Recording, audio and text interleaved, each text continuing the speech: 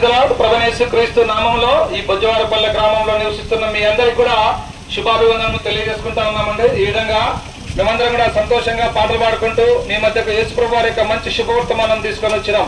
మీరందరూ ఎక్కడున్నా కూడా కొన్ని నిమిషాలు దేవుని మాటలు వినాల్సిందిగా ప్రేమతో మిమ్మల్ని ఆహ్వానిస్తా ఉన్నాం. దేవుని వాక్యం పరిశుద్ధంగా ఉన్నటువంటి బైబిల్లో 1 తిమోతికి రాసిన పత్రిక 6వ అధ్యాయం 7వ వచనంలో ఈ విధంగా రాయబడి ఉంది. మనం ఈ లోకంలోనికి ఏమీ తీసుకొని రాలేదు, ఈ లోకంలో నుండి మనం ఏమీ తీసుకొని పోము అనే మాట రాయబడి ఉంది.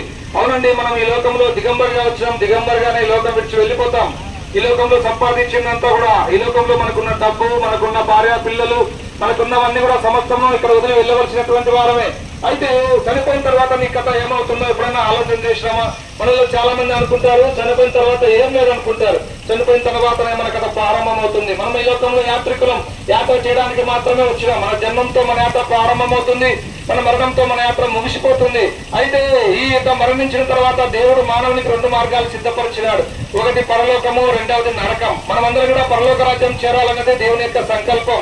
అయితే ఈనాడు మానవుడు తన యొక్క పాపాన్ని పట్టి నరకానికి పాత్రుడవుతా ఉన్నాడు. పాపమునే తినుచు, పాపమునే త్రాగుచు, పాపంలో సుఖిస్తూ, పాపంలో మరణిస్తా ఉన్నాడు. దేవుని వాక్యం చెప్తా ఉంది, ఏ భేదం లేదు, అందరూ కూడా పాపం చేసి దేవుడు అనుగ్రహించి మహిమను పొందలేకపోతున్నారు. కనుక ఈ లోకంలో జన్మించిన ప్రతి ఒక్కరు కూడా పాపాత్ములని మనం గ్రహించాలి. కనుక ఈ పాపాన్ని తీసివేయడానికి యేసుక్రీస్తు ప్రభుల వారు ఈ లోకానికి దిగి వచ్చినారు.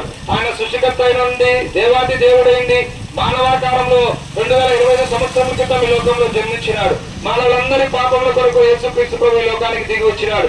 శిలువలో ప్రాణం పెట్టి 3వ రోజు తిరిగి లేచినాడు. మన పాపం ఒప్పుకుంటే యేసు ప్రభు క్షమిస్తాడు. అమ్మ ఆయా మనకు పరలోకం ఇస్తాడు. కనుక ఆ విధంగా కాక పాప జీవితంలో కొనసాగితే నిత్య నరకం, అగ్నిగుండం, పాతాళం. ఎవరు తప్పించలేరు, ఎవరు విడిపించలేరు. మాటలు వింటున్న సోదరి సోదరుడా, నీవు ఇప్పుడే ఈ క్షణమే యేసు ప్రభుని సంరక్షకులను అంగీకరించి పాపం నుంచి విడుదల పొందాలని ప్రేమతో ఆహ్వానిస్తా ఉన్నాం. నీ పాపం పోవాలంటే యేసు ప్రభువే మార్గం, వేరే మార్గం లేనే లేదు. యేసు మార్గం, సత్యం, జీవం. కనుక ఈ యొక్క సాయంకాల సమయంలో ఆయన నిన్ను రక్షించడానికి లోకానికి దిగొచ్చిన మీ రక్షకుడు, లోక రక్షకుడు, జగద్ రక్షకుడు నిన్ను రక్షించడానికి వేరే మార్గం లేనే లేదు. యేసు ప్రభువే మార్గం, యేసు ప్రభువే సత్యం, యేసు ప్రభువే జీవం. ప్రభువుని విశ్వాసం ఉంచండి. అప్పుడు మీరు మీ ఇంటి వారిని గొప్ప ఆత్మరక్షణ, పాప క్షమాపణ, పరలోక రాజ్యం మీరు పొందగలరు. మీ కొరకు మేము ప్రార్థన చేస్తాం. ప్రేమగల మా ప్రభువా, మీ పాదాలకు వందనాలు చెల్లించుకుంటున్నాం.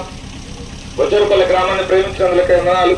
సాయంకాల సమయంలో యొక్క సువార్తను తీసుకొని వచ్చినారు. మనం ఈ లోకంలోకి ఏం తీసుకురాలేదు, ఈ లోకంలో మనం ఏం తీసుకొని పోలేము. అయితే పాప క్షమాపణ పొందితే పరలోకం ఉందనే సత్యాన్ని మీరు మాట్లాడుతూ వచ్చినందుకే వందనాలు. విన్న వారిలో మీ కార్యం చేయము, మీ చిత్తంలో మీ ఏర్పాట్లను వారిని రక్షించుకున్నాము.